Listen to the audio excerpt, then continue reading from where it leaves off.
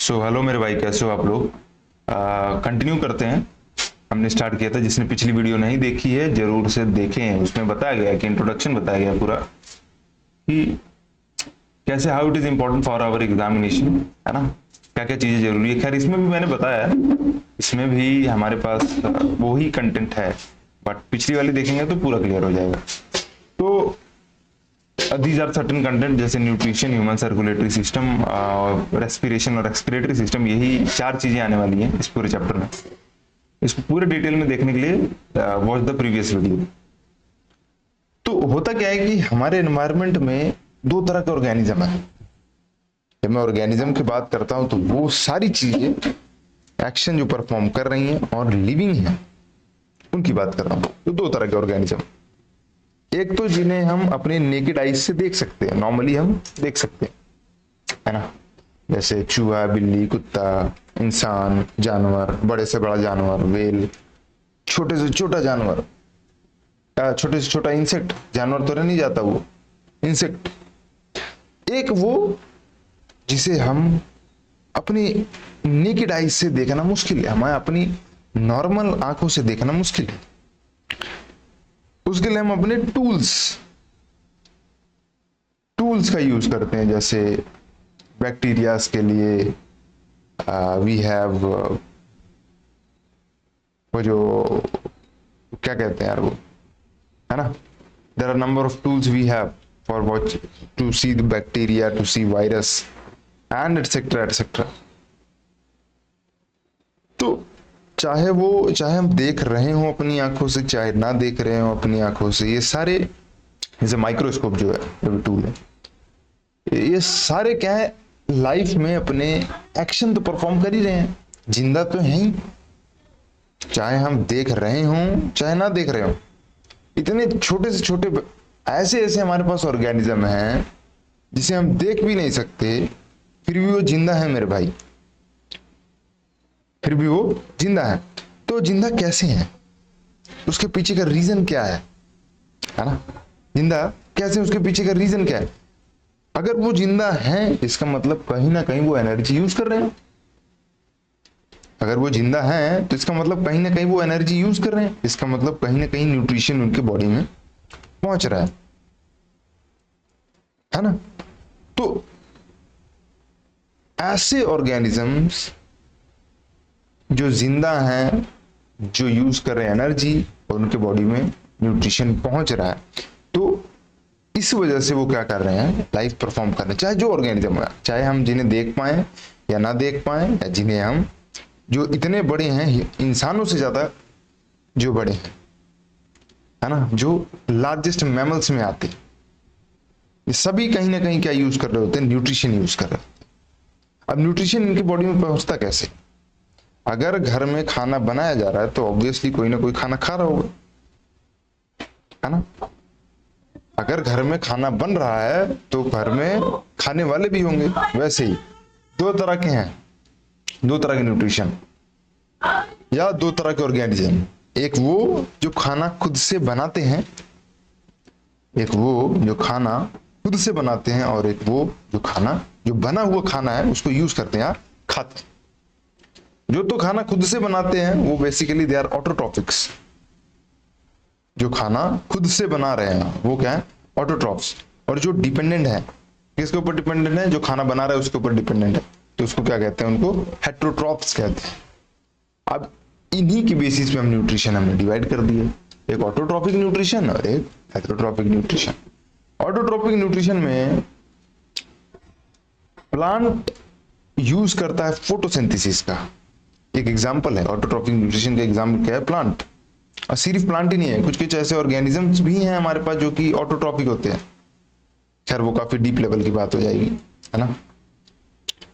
तो प्लांट क्या करता है, फोटोसिंथेसिस करता है, जिसमें लाइट एनर्जी क्लोरोफिल पे जब पड़ती है, यानी जो भी ग्रीन पिगमेंट होता है प्लांट पे उस पर पड़ती है, तो वो किस में कन्वर्ट हो जाती है, लाइट टू केमिकल एनर्जी। और जब केमिकल एनर्जी में कन्वर्ट होती है ना, केमिकल एनर्जी में कन्वर्ट होने के बाद, मैं एक चेंज कर देता हूं, वो वाटर को स्प्लिट कर देती है, हाइड्रोजन और ऑक्सीजन। अब ये वाटर जब स्प्लिट होता है हाइड्रोजन ऑक्सीजन में, तो वो किस में कन्वर्ट होता है, glucose. So this is what basically an autotrophic nutrition, जिसमें प्लांट फोटोसिंथेसिस का यूज होता है। प्लांट्स में फोटोसिंथेसिस होती है जिसमें लाइट एनर्जी का यूज होता है क्लोरोफिल में, और केमिकल एनर्जी में चेंज होता है वही लाइट एनर्जी, फिर उसमें वाटर स्प्लिट होकर वो ग्लूकोज बनाता है, और इसी ग्लूकोज से हमारे फ्रूट्स बनते हैं।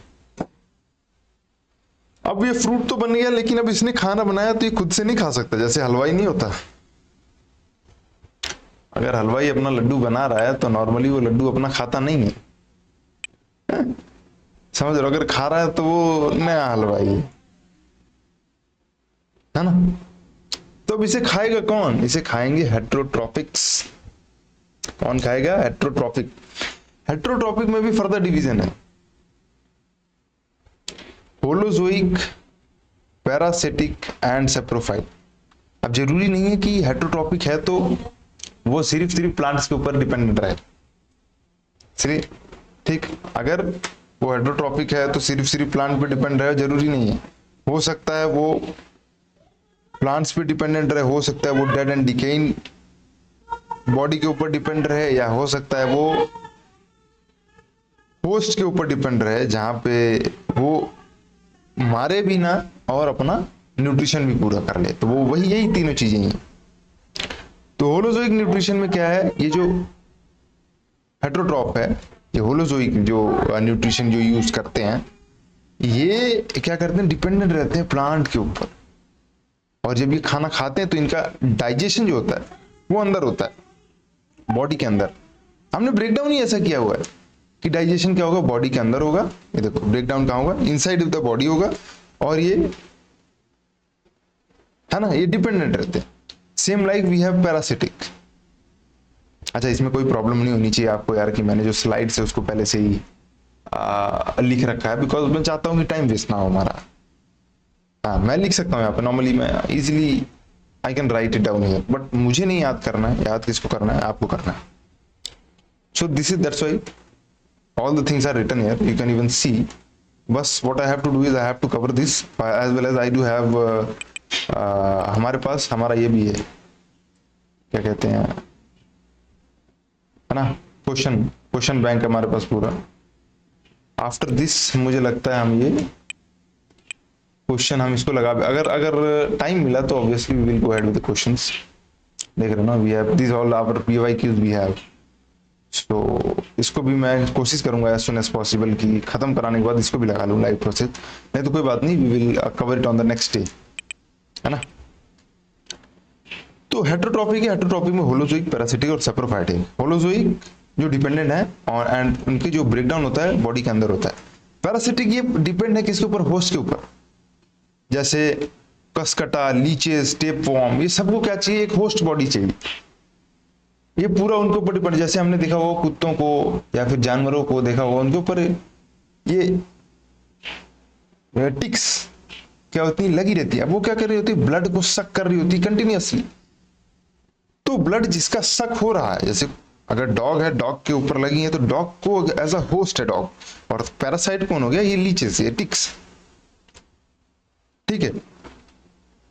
तीसरा आता है सेप्रोफाइट्स। अब इनका क्या है? ये डेड और डीके मटेरियल्स के ऊपर डिपेंड रहते हैं। जैसे अगर कुछ ऐसे ऑर्गेनिजम्स हैं जो डिपेंडेंट हैं उनके ऊपर, जो कि लिविंग है, तो जो मरने के बाद भी हमने देखा है कि जैसे मैं एक एग्जांपल लेता हूँ, मोस्टली आप लोग ये एनिमल प्लैनेट वगैरह जैसे चैनल से देखते होंगे, कईयों को पसंद होंगे, कईयों को नहीं। या आजकल तो basically mostly people are dependent on reels. पहले हमारे टाइम में क्या होता था, जब हम घर में बैठते थे ना और टीवी ऑन करते थे, तो वी हैव लिमिटेड ऑप्शंस।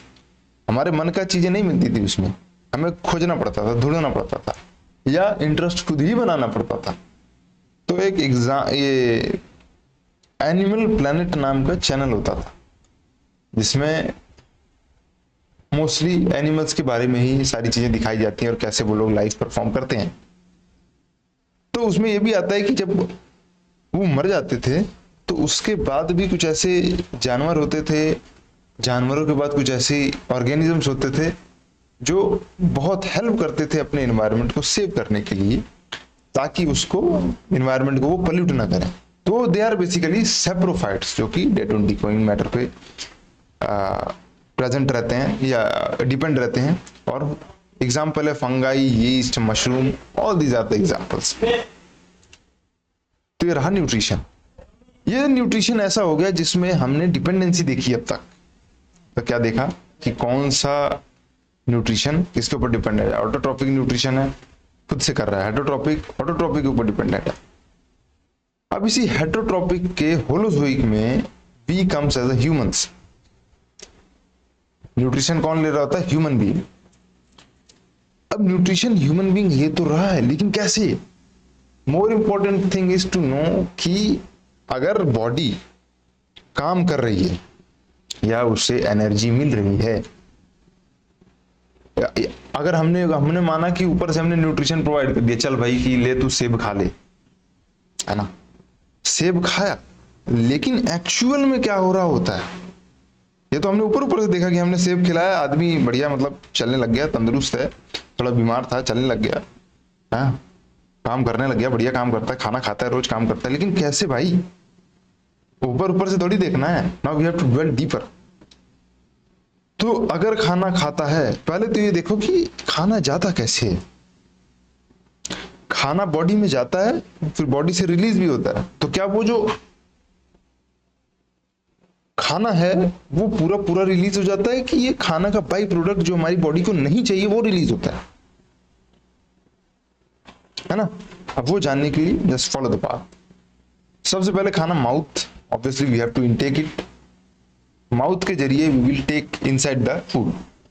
अब वो फूड माउथ के जरिए ईसोफेगस में जाता है। ईसोफेगस मतलब एक ऐसी कैनाल है, ऐसी अच्छा इसमें मैं ये भी बता देता हूँ। पहले ये देख लो कि कैसे जाता है, फिर वी विल गो अहेड कि माउथ में जाने के बाद क्या होता है। तो माउथ से ईसोफेगस में जाता है, जो कनेक्ट करती है माउथ से स्टमक की ओर। ऐसी हमारे पास कैनाल है। जब मैं कैनाल बोलता हूं तो समझ लेना, सिलेंड्रिकल स्ट्रक्चर है जो कि जोड़ता है किसको? माउथ और स्टमक को। फिर स्टमक से स्मॉल इंटेस्टाइन, स्मॉल इंटेस्टाइन फिर पेनक्रियाज लिवर, पेनक्रियाज लिवर फिर से स्मॉल इंटेस्टाइन में जाता है, फिर लार्ज इंटेस्टाइन में, देन रेक्टम, देन एनस। यार एक बार देख लेता हूं कि वीडियो है इसमें वॉइस कैसी आ रही है ना, तो प्रॉब्लम हो जाती है। हेलो हेलो हेलो, ठीक। So mouth, oesophagus, then stomach, then small intestine, pancreas, फिर स्मॉल इंटेस्टाइन, फिर लार्ज इंटेस्टाइन, रेक्टम और एनस। अच्छा मैंने ये जो बनाया है और जो रियल स्ट्रक्चर इसमें थोड़ा सा डिफरेंस है। अच्छा मैं अगर यहाँ पे दिखा दूं तो हो सकता है कि कॉपीराइट लग जाए यार, है ना? तो जस्ट इमेजिन द थिंग, छोड़ो मैं इमेजिन करवाता हूं तुम्हें। बना तो कोई भी सकता है रे भाई, है ना, बना तो कोई भी सकता है। Let's imagine. अब माउथ में जाता है, माउथ में जब गया खाना तो हमने क्या किया? उसको च्यू किया। माउथ में जाने के बाद च्यूइंग एक प्रोसेस है। च्यू किया तो क्या हुआ? जो कॉम्प्लेक्स फूड है उसको हमने सिंपल में कर दिया, कॉम्प्लेक्स मटेरियल उसको किस में कर दिया? सिंपल में कन्वर्ट कर दिया। Complex food to simple food में भी कन्वर्ट। इसका मतलब इसमें हमने स्टार्च से ग्लूकोज में कन्वर्ट किया। कॉम्प्लेक्स फूड को हमने सिंपल में कन्वर्ट किया। कैसे? मानो भाई पूरी रोटी है, उसको हमने तोड़ तोड़ के किस में कन्वर्ट कर दिया? सिंपल फूड में कर दिया। अब इसमें मदद किसने किया है? एमाइलेज नाम का, एमाइलेज नाम का एंजाइम है। अब एंजाइम क्या होता है? बस मानो ये कि जो रेट ऑफ रिएक्शन को फास्ट कर देता है ना, जो हेल्प करता है। तो एमाइलेज था हमारे किसमें? माउथ में, इन द फॉर्म ऑफ कैसे आया? ये जो हम क्या तो कहते हैं इसको, अगर शुद्ध हिंदी में बताऊं तो थूक, है ना। इसने क्या किया है? कॉम्प्लेक्स फूड को सिंपल में कन्वर्ट किया है और या स्टार्च से ग्लूकोज में कन्वर्ट कर दिया। ऑब्वियसली जो हमारा होता है उसमें क्या प्रेजेंट होता है? स्टार्च। तो स्टार्च से किस में? ग्लूकोज में। फिर वही माउथ से अब ग्लूकोज में कन्वर्ट होने के बाद क्या करेगा? ऑब्वियसली जाएगा स्टमक में। तो ईसोफेगस नाम की कैनाल होती है। इसोफेगस नाम की कैनाल, इसका मतलब क्या है कि वेट अ मिनट यार, इसोफेगस नाम की कैनाल है, वी हैव द कैनाल। अब वो कैनाल क्या करती है, हमारा माउथ को स्टमक से कनेक्ट करवाती है। अब होता क्या है कि फूड क्या करके जाएगा इसोफेगस में, क्या स्पिंस्टर मसल्स होती हैं और वो क्या करती हैं, पेरिस्टलेटिक मूवमेंट करती हैं, मतलब अप डाउन अप डाउन। तो उससे क्या होता है, हमारा जो खाना है, ताकि एक जगह खाना जाके अटक ना जाए, तो वो क्या करेगी, पेरिस्टलेटिक मूवमेंट करेगी, जिससे जो फूड है वो धीरे धीरे धीरे कहां पहुंच जाता है, हमारे स्टमक। स्टमक में जाने के बाद में डाइजेशन स्टार्ट होता है। अभी तक तो वो स्टार्च से ग्लूकोज में कन्वर्ट हुआ है और जो पूरा फूड है वो हमारे स्टमक तक पहुंच रहा है। असली काम स्टमक में स्टार्ट होता है।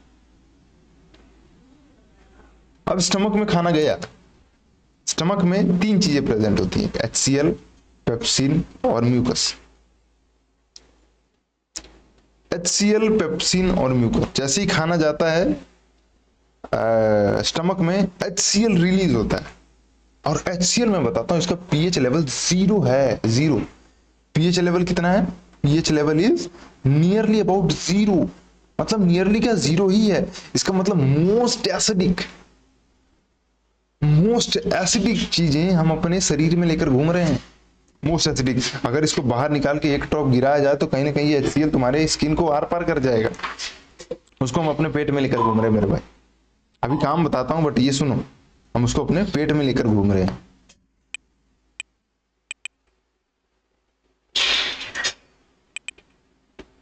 समझ रहे हो? अब ये HCl का पीएच लेवल होता है 0, तो ऑब्वियसली हमारे पेट को क्या कर सकता है, वो नुकसान पहुंचा देता है। तो उसी लिए हमारे पास म्यूकस है, ताकि प्रोटेक्ट कर पाए स्टमक को फ्रॉम HCl। समझ रहे हो? और एक पेप्सिन भी होता है।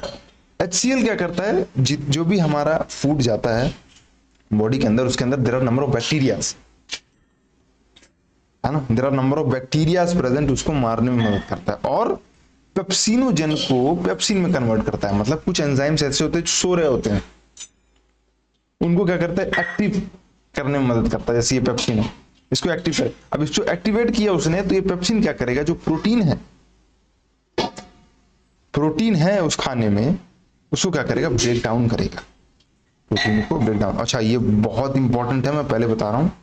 Pepsinogen to pepsin break down of protein, ये सीधा सीधा एग्जाम में आता है, सीधा सीधा पूछता है क्वेश्चंस यार। मैं अभी एक साथ ही करें तो ये देखो, डाइजेशन इन ह्यूमन इनसाइड, देख रहे हो ना,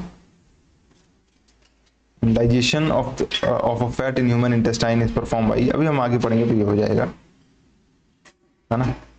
the protein digest enzyme secreted bye stomach wall in case of a mammal food call, देख लो पेप्सिन। समझ रहे हो ना?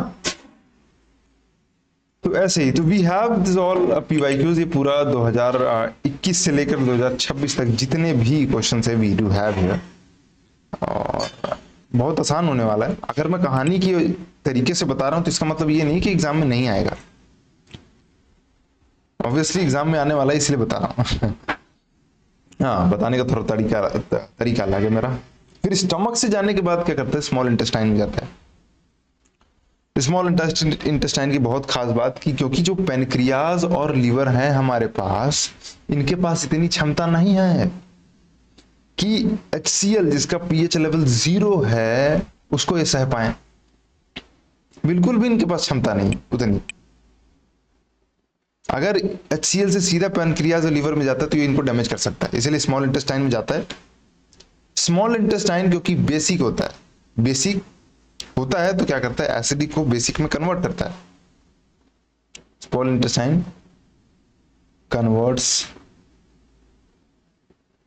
फूड इनटू बेसिक, एल्कलीन में कन्वर्ट कर देता है, एल्कलीन बना देता है। एल्कलीन मतलब वही बेसिक बना देता है फूड को। तो स्मॉल इंटेस्टाइन में जाने के बाद फूड क्या होता है, बेसिक में कन्वर्ट हो जाता है, यानी प्रोटीन को अमीनो एसिड में कन्वर्ट कर देता है, कार्बोहाइड्रेट को ग्लूकोज में कन्वर्ट करता है, और फैट को ग्लिसरॉल में कन्वर्ट करता है। किसमें प्रोटीन को एमिनो एसिड में, कार्बोहाइड्रेट को ग्लूकोज। अब एक फूड है तो उसमें क्या क्या हो सकता है, प्रोटीन, कार्बोहाइड्रेट, फैट, तभी तो हमारे बॉडी को एनर्जी मिलेगा। तो प्रोटीन को कन्वर्ट करता है एमिनो एसिड में, कार्बोहाइड्रेट को ग्लूकोज में, और फैट को ग्लिसरॉल में। ठीक है, अब क्या करेगा, खाना जाएगा पेनक्रियाज में। अभी तक तो ये कन्वर्जन हुआ है, स्टमक में ब्रेकडाउन हुआ है, स्मॉल इंटेस्टाइन में कन्वर्जन हुआ है, बॉडी में कैसे लग रहा है, बॉडी में यूज कहां हो रहा, यूज करवाने वाले कौन है, पेनक्रियाज और लीवर। पेनक्रियाज और लीवर। तो पेनक्रियाज के 4 काम है, एमाइलेज, ट्रिप्सिन, लिपेस और न्यूक्लियस।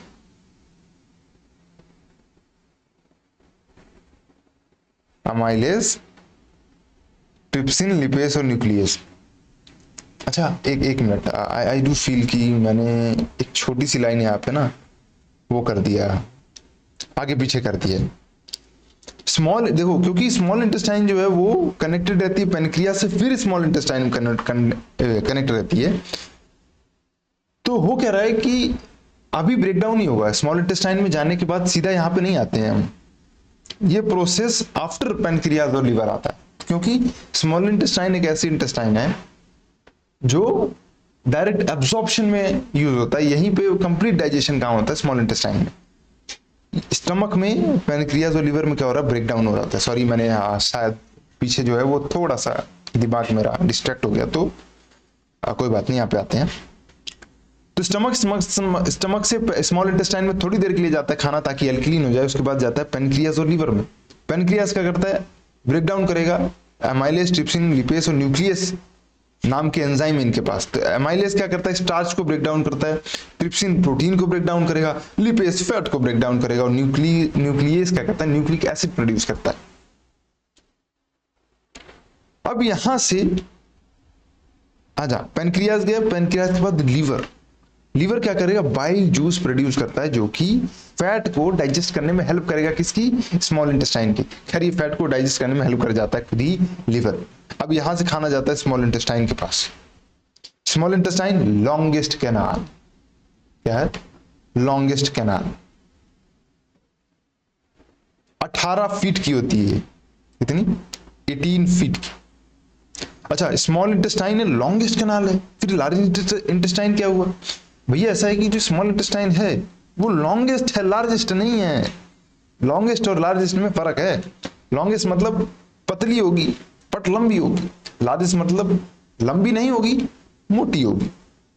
लार्ज, एक्चुअल लॉन्ग और लार्ज में फर्क यही है, विड्थ का, समझो।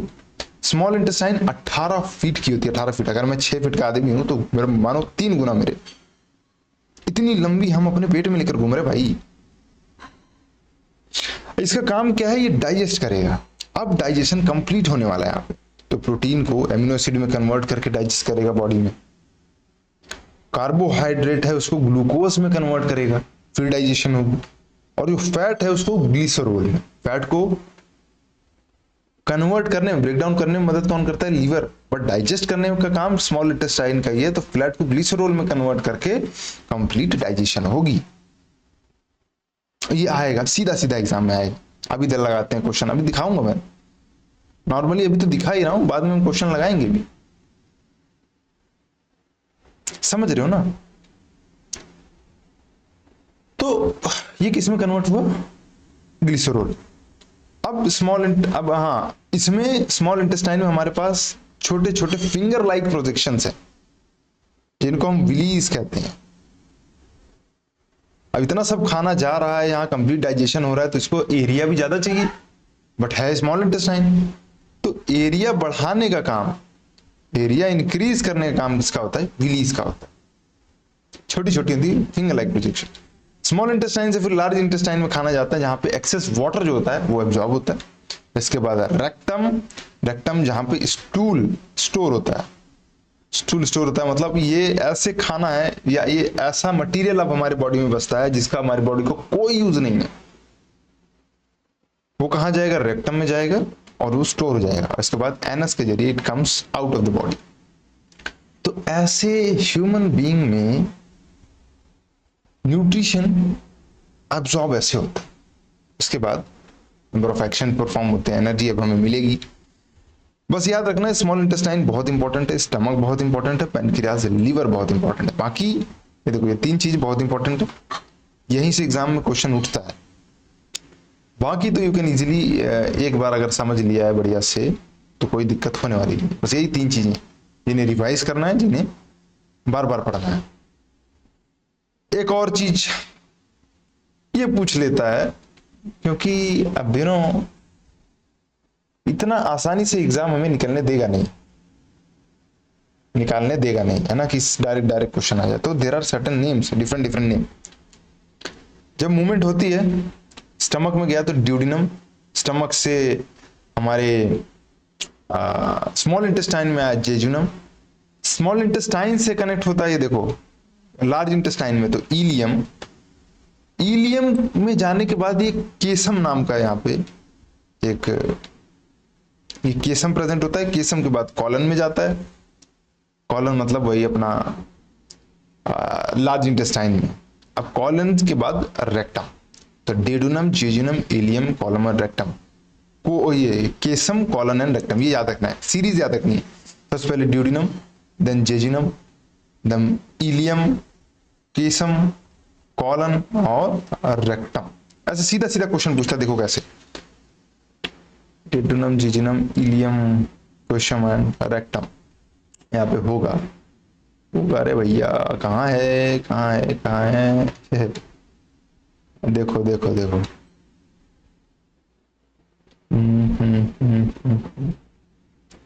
इसी में क्वेश्चन है। जब हम लोग क्वेश्चन करते रहेंगे ना तब आ जाएगा बीच में, then we will go head with that. समझ गए ना, duodenum, jejunum, ileum, caecum, colon और रेक्टम। तो इतना रहा आपका पूरा, है ना, क्या कहते हैं इसे, न्यूट्रिशन और न्यूट्रिशन इन ह्यूमन बीइंग। अब न्यूट्रिशन तो ह्यूमन बीइंग्स में प्रेजेंट हो गया। अब तक हमने ये देख लिया था कि कौन एब्जॉर्ब करता है, लेकिन एब्जॉर्ब करवाता कौन है वो जानेंगे अपनी नेक्स्ट क्लास में। एंड तब तक के लिए thank you so much for watching, और पसंद आए तो जरूर, जानते हो यार क्या करना है है ना। बाकी मिलते हैं नेक्स्ट क्लास में। Thank you so much for watching.